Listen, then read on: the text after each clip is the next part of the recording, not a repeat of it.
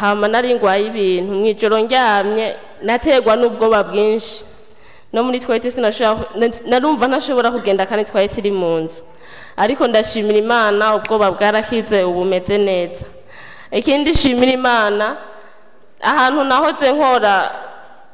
ndyamye mwijoro jewe nagenda mvuga ibyaho nabonye mwijoro ndyamye byaraza ntabona bizanye imipanga imbugita inkoho ibigwanisho byose bikaza bintema bimbwira ati urashobora kugenda uvuga ibyo wabonye byose uwo muhuye wese uyimubwira undi muhuye umubwira uzina ko twabimenye aho nyene nkabona ipanga muga marayika yabaye hafi yanje yakomeze kungwanirira. Hanyuma munyuma kandi ntivyashize mwijoro njyamye nkabona nararose mbona umwana waho w'imfura amerewe nabi cyane duhurira mu ibarabara ashonje cyane kandi uko nabirose nyene niko twahuye amerewe nabi cyane yaravuye mu muryango ubari mu ibarabara. Ndashimira Imana ko Imana nizi cyatumye ava mu muryango ndizeye ko nawe nyene Imana izomugirira neza. Ikindi aho shikiye ngaha ivyo bintu bigutema n'ibiguhigura cyabibona oya ubona byonke ubona mwese najyaye. Ikindi naco nabonye mu nyuma zaho maze kumona mwizo nzozi nza numva umutima untegetse kumusengera uwo mwana. Uwo munsi ndamusengera uko ndamusengeye imisonga imwe ya 10 itangaha yindi kaza ngaha bavuze ati kirazira kwidodombera Imana mugo uwo munsi nasanze nidoze narabwiye Imana ati noega Mana wambwiye sengera umuntu kugira nanje cempfa herezo ry'ukuntu byagenze maze gusengera uwo mwana haciye hazi ibintu mwijoro nkanura pana kuvuga ngo ndiko ndarota nkanura wicaye nari ngiye kuryama mwijoro nza numva umutima umbwiye ati genda ugaruri ya muryango kuba aho umuryango tugara umukoresha atarataha naragenda ugara nkishika mu gitanda nagiye numva ibintu biza bingira umuragi hamwe umuntu turyamanye ntashobora no kumukorako birangumya ndavuga Yesu riranka guserukana nkarivugira mu mutima. Rero ndashimira Imana ko yantabaye ibyo bintu ntibyanyikanye ndashimira Imana ko yankijije. Amashimwe y'Imana wacu. Nafise ibibazo byinshi y'ibyaha ingwara n'inyatsi byinshi ibintu byose byarankoraniyeko ariko nanararondeye ahantu notabariko narahabutse hanyuma maze gushika ngahaye bimwe byo ndamaze ko nabiramaze gucamwo biramaze kugenda neza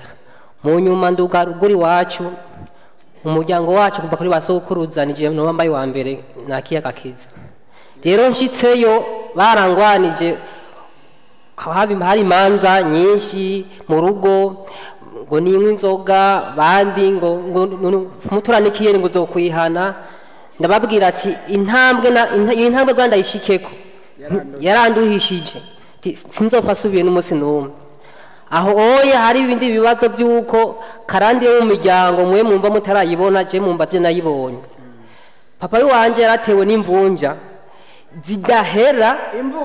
zidahera kugera ku rugezo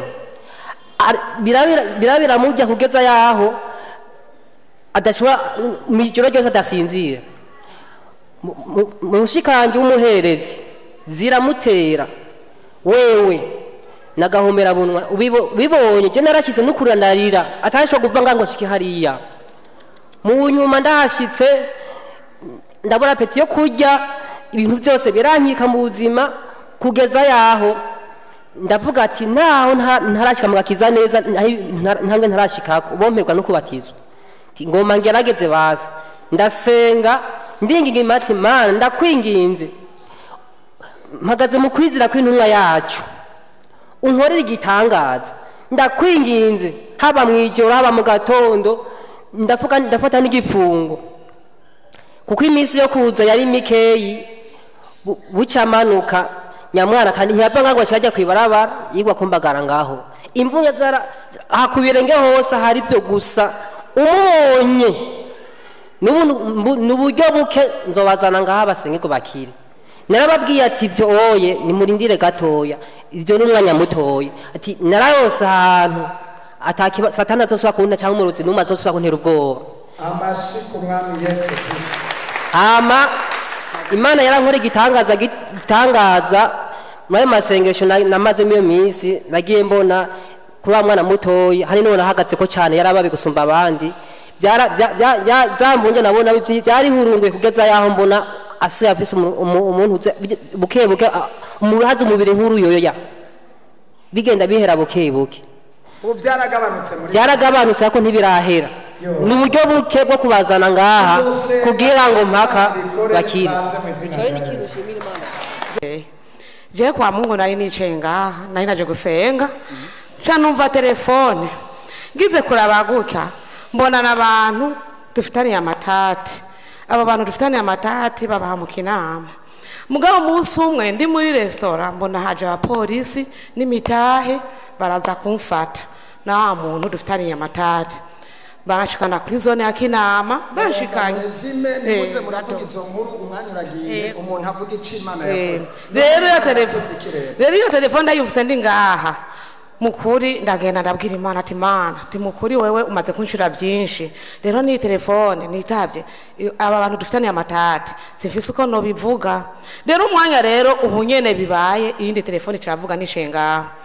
ndayibona ko aribo bariko barandondera umutima ucurasimba mugabo mukozi w'Imana ariko arigisha ngaha mu mwanya datevye buge yaciye ansanga honde ankorako madame buge Imana wewe ubahe tijemba umaramvye ngo ubunyene hari ikintu Imana ihinduye kuri wewe hanyuma ndavuga ati mbonye abacambwira ati mbonye abantu mufitaniye amatati sinzi ivyari ivyo mugabo mbonye Imana ifashe vya bintu byose irabifuse basi byavuze abose bari ngaha bavyumvise hanyuma mukuri ndashimira Imana ko Imana inzibiri ivyo bintu ikabibikuyeho je ku munsi wa kabiri yarantegesheje ishano Imana yari insimbisha cyo ndabishimiye Imana kindi cya kabiri nshimiye Imana uno munsi naje ngwaye cyane ariko nabyo ne byandahize ko bwari gutengetenge nyene banteze ariko bansengeye ubu nyene ndi ngaha nyene ariko nakize aje nagomba gushimira Imana kandi ayisaba imbabazi gato kuba natevye kwishingira intahe kuba yankora ibintu byinshi koresha umwanya ahubwo ikintu cyambere nshimira Imana nuko yashikanye ngaha kuba yashikanye ngaha icyambere ibanze mpindurira ivyumviro maze kumendura ivyumviro ikintu cyambere icya kabiri ikimagakiza icya gatatu ikima n'amahoro y'umutima ikindi gira kane ikima n'umunezero je ryabe rya mbere nezerewe natanye kugira umunezero ariko nakira gakiza yego kandi nshimira Imana ndashima ku bintu byose yankoreye ni byinshi nuko nyatamanye ufisa intahe n'indende amen.